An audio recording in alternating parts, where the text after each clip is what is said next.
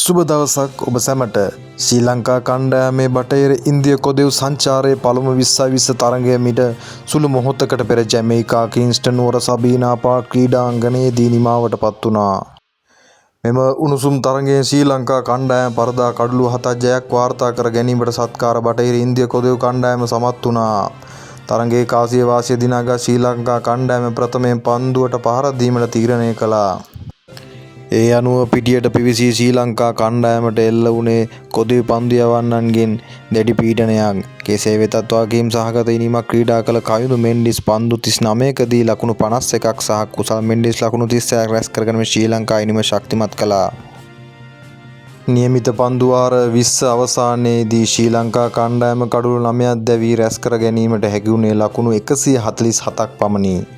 පන්දු යැවීමෙන් කොදෙව් කණ්ඩායම වෙනුවෙන් ජෙසන් හෝල්ඩර් සහ ෂමාර් ජෝසප් කඩලු 3 බැගින් බිඳ හෙළුවා.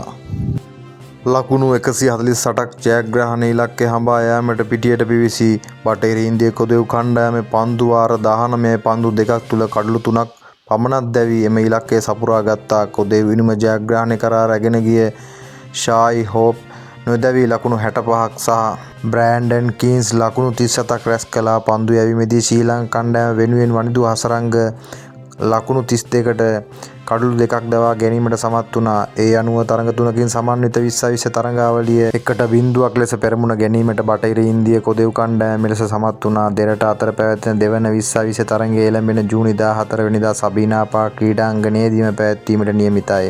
තවත් තොරතුරු දැන ගැනීමට අපගේ channel එක subscribe කරලා තියාගන්න. ඔබ සැමට සුබ දවසක්.